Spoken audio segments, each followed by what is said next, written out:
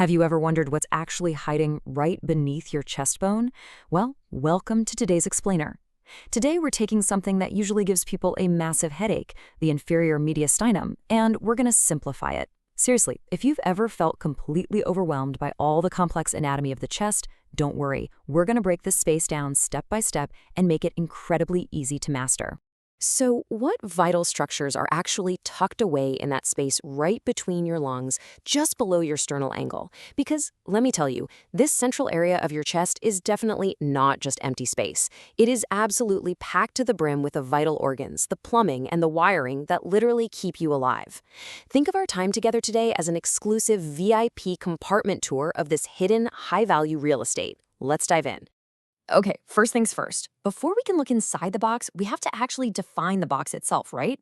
The inferior mediastinum is a specific space, and it extends from a defined roof, which we call the transverse thoracic plane, all the way down to a muscular floor, which is your diaphragm. Getting these boundaries straight right off the bat sets the perfect stage for our top-to-bottom tour.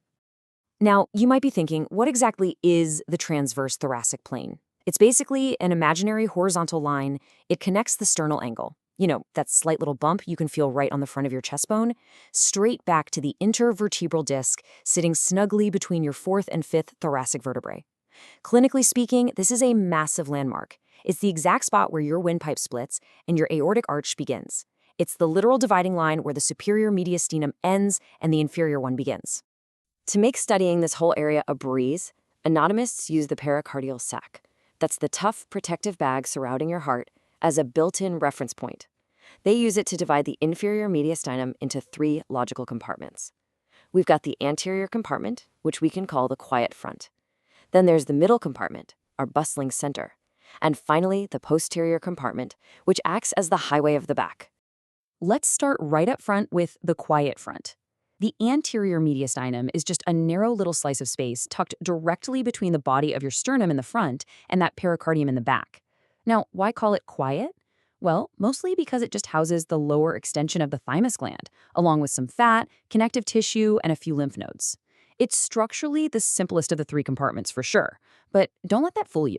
It is absolutely crucial clinically because it's a super common site for masses like thymomas or lymphomas. Moving a bit deeper, we hit the bustling center. The middle mediastinum is essentially the heart of the thorax. Literally, it contains the heart itself, fully wrapped up in that protective pericardium we just talked about. But just think about the sheer volume of critical structures packed into this one spot. It also houses the bifurcation of the trachea. That's where your windpipe splits into the right and left main bronchi. And it's home to the vital origins of your massive great vessels, like the ascending aorta, the pulmonary trunk, and the superior vena cava. It is a busy, busy place.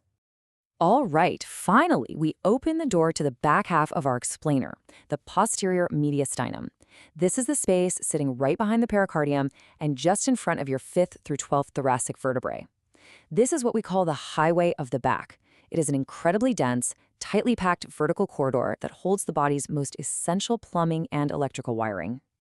And here is where it gets really interesting. Because this posterior compartment is just so incredibly packed, it actually helps to look at it system by system. So let's start with the heavy-duty plumbing, shall we? I'm talking about the body's main water main for delivering oxygen-rich blood. Meet the descending thoracic aorta. This is the longest portion of the aorta, and it kicks off up at the T4 vertebra on the left side, traveling all the way down to T12. As it descends, it slowly and carefully shifts from the left side toward the midline of the spine. Finally, it passes right through the aortic hiatus of the diaphragm, and that's exactly where it changes its name to the abdominal aorta. Now, because of the insanely high pressure constantly surging through this main highway, it is a prime location for a dangerous ballooning effect, which you probably know clinically as an aortic aneurysm. As the thoracic aorta makes its way down this highway, it branches off. You can organize these branches pretty simply into two main groups. First up, the visceral branches. These guys supply the internal organs inside the mediastinum, like the pericardium, the bronchi of your lungs, and the esophagus. Second, we have the parietal branches. These supply the actual walls of the thorax, meaning things like your posterior intercostal spaces and the top surface of the diaphragm. Super simple and totally logical. Okay, so we've talked about the big artery bringing blood down, but what about the blood coming back up? Think about this for a second. What happens if the body's main vein returning blood from the lower body, the inferior vena cava, gets completely blocked off? No way, right? But if it actually does happen, how does that blood make it back to the heart? Well, the answer is the azygous venous system. The absolute key thing to remember here is that the azygous system acts as the ultimate backup pathway. It is a vital detour. It's made up of these longitudinal veins running on both sides of the spine, collecting blood from the back, the thoracic wall, and the abdominal wall. If that main inferior vena cava is ever compromised, this brilliant network steps right up to the plate and returns that venous blood directly into the superior vena cava. It's a lifesaver. Let's do a quick comparison of the right and left sides of this detour system. Over on the right side, you've got the main azygos vein. It ascends and arches really gracefully over the right lung root to dump directly into the superior vena cava. But the left side, it relies on smaller tributary veins that eventually cross straight over the spine to drain directly into that main azygos vein on the right. So it's not a mirror image, it's a beautifully elegant asymmetrical drainage network. All right, we've covered the main arteries and veins, but this next part is actually really often misunderstood by beginners, and yet it is absolutely essential to know. We need to talk about the body's hidden fluid recycling center, the lymphatic system's massive secret highway right through the thorax. Think about the path of the thoracic duct for a moment. This duct actually starts way down in the abdomen and enters the thorax right alongside the aorta.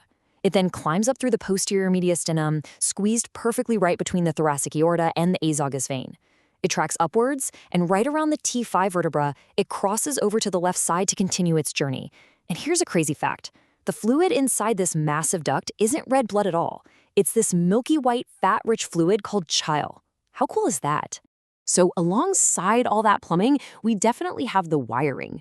The vagus nerves, that's cranial nerve X, descend right down through the posterior mediastinum. They travel along the esophagus, often spreading out to create this interconnected web known as the esophageal plexus. And guys, here is an incredible anatomical quirk. Because your gut tube actually physically rotated while you were developing as a fetus, the left vagus nerve actually ends up lying right on the front surface of the esophagus. Mind-blowing, right? Finally, to complete our electrical grid, we've got the sympathetic trunks. These are two parallel chain-like cords that pass right through the thorax, and they contain about 11 or 12 sympathetic ganglia. They sit right back against the vertebrae.